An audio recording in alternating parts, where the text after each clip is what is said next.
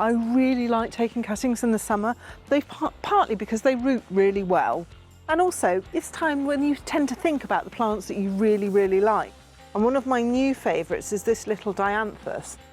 Dianthus have had a bit of a reputation of being a bit sort of a granny plant, and for me they are totally a granny plant because my granny used to love taking cuttings of dianthus. She used to hardly be able to walk past one without taking a cutting of it.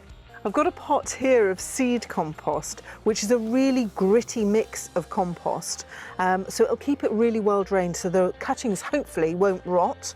And I'm just going to dib a few holes in it and pop my cutting in and just give it a little firm. Take care not to touch the cut ends of the cutting because you can introduce pathogens that way. I've got room in this pot for about 5 cuttings, and once I've filled it, I'm going to give it a little water and put it on a windowsill that's not too sunny and just keep an eye on it. They'll take about 3 weeks to root, and once they've rooted really properly, you'll see the roots just starting to poke through the bottom of the pot, and that is how long I tend to leave them.